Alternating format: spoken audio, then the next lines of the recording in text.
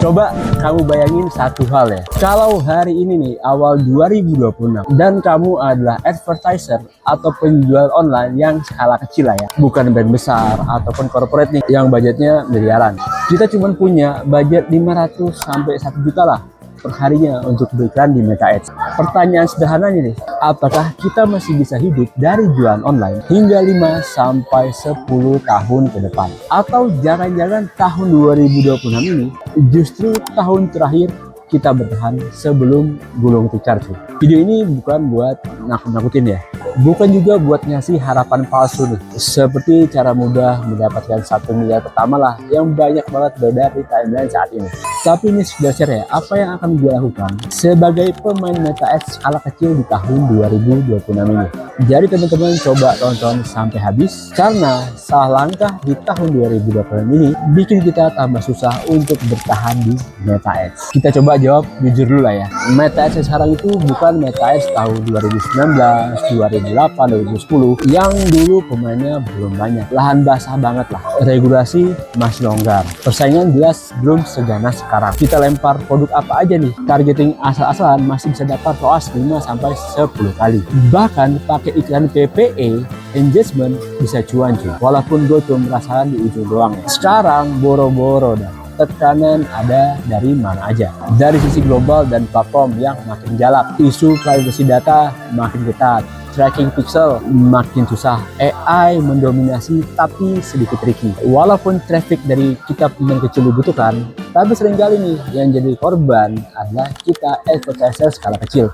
CPM-nya sering dikasih mahal dan dikasih audiens yang agak di belakang. Yang kedua, aturan main regulasi yang makin ketat. Akun banyak banget yang kena restrict. Verifikasi BM yang tambah rumit. Perlu izin legalitas yang nggak kalah ribet. Legalitas usaha jelas diminta ya.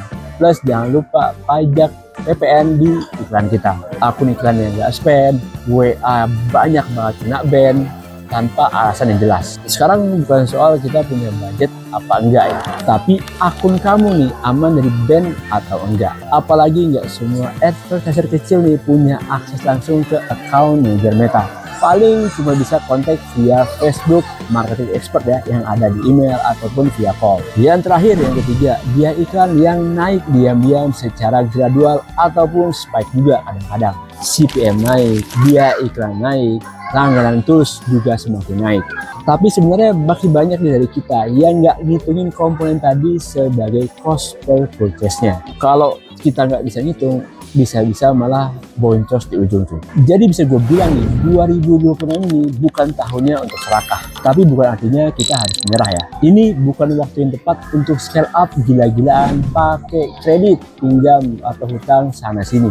Atau memperbanyak toko dengan jumlah yang besar. Atau stok ribuan pieces karena sebelumnya sempat limit. 2026 ini adalah tahun penuh perhitungan. Kalau mental kita masih ROAS bagus nih, gaspol budget naikin 10 kali lipat, pakai dana mertua, hati-hati sih kalau pola pikirnya masih seperti ini.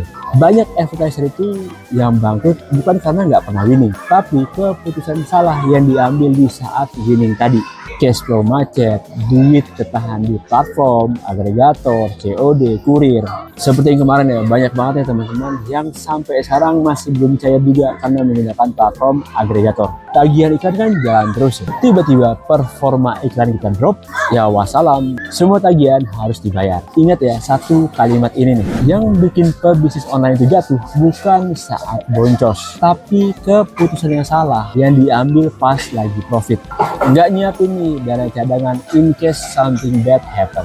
Jadi kalau kamu mau coba serius di Meta Ads, gue bisa bilang jangan hidup dari satu produk ataupun satu campaign winning aja. Buat 3 lapisan yang bisa berfungsi sebagai pelindung kita. Pertama, perbanyak nih produk atau jasa turunan dari produk utama. Produk utama tetap jalan, tapi tambahin nih add-on yang bisa memperlebar profit margin. Jangan cuma jadi penjual satu barang murah doang. Kita harus bisa jual bundle, upsell, atau cross-selling. Kalau margin kita tipis, lama-lama kita akan dimakan sama biaya iklan. Tapi kalau kamu bisa meningkatin AOV alias average order value, bisa menjadi penyelamat di masa depan. Yang kedua, banyakin angel content. Jangan nunggu kontennya udah saturated baru create konten baru. Setelah cuy, basi entar produk kita. Cek lagi hook video kita masih nendang nggak? CTR-nya berapa? Banyak iklan ya yang performanya bisa naik bukan karena dinaikkan budgetnya, tapi dengan ganti angel yang lebih kreatif dan lebih menarik bagi calon customer. Yang ketiga, yang nggak kalah penting dan sering kita lupakan ya, apalagi kalau teman-teman yang jual produknya asal-asalan, maintain database existing. Iklan paid traffic bagus buat akuisisi customer baru, tapi jangan lupakan customer yang udah ada. Jangan 100% bergantung pada paid traffic. Mulai nih bangun list building, WA, email, atau perbanyak konten-konten organik ya di Instagram ataupun di TikTok. Coba untuk jual produk yang mempunyai karakteristik repeat order ke database yang lama. Ini bisa jadi penolong di saat kritis ya, buat nutup dapur dan operasional yang mungkin meningkat karena biaya iklan yang spike tinggi. Seperti tahun-tahun sebelumnya nih, 2026 tetap menjadi bakal seleksi alami. Bukan seleksi platformnya, tapi seleksi kita para advertisernya. Advertiser yang nggak paham data, yang males bikin konten baru, yang nggak mau baca regulasi terbaru, itu yang paling rentan tumbang. Pesan buat kita semua nih, stop deh percaya sama settingan iklan dewa. Yang penting itu fundamental produk kita. Produknya bagus, penawarannya jelas, kreatifnya juga menarik. Yang kedua, rotasi kreatif. Jangan tunggu basi, iklan itu ada fatigue-nya. Jadi kita sebagai advertiser harus disiplin nih untuk rotasi iklan yang tayang di Meta Ads. Yang ketiga, benar-benar hitung biayanya. Kita harus kebayang nih, maksimal berapa sih biaya untuk satu cost per akuisisinya. Kita bukan berjudi cuy, tapi bisnis nyata, bisnis online. Sebagai penutup, menurut gua Meta Ads masih layak ya untuk dijadikan platform kita mencari customer baru. Masih bisa profit kok. Alhamdulillah gue pribadi juga di tahun ini lebih bagus daripada di tahun 2025. Walaupun banyak juga teman yang curhat ya, kok boncos terus nih di tahun 2026. Tapi ingat, Meta Ads bukan untuk orang yang pemalas ataupun yang spekulatif tinggi. Semua terukur cuy. Ada data yang bisa kita baca dan analisa.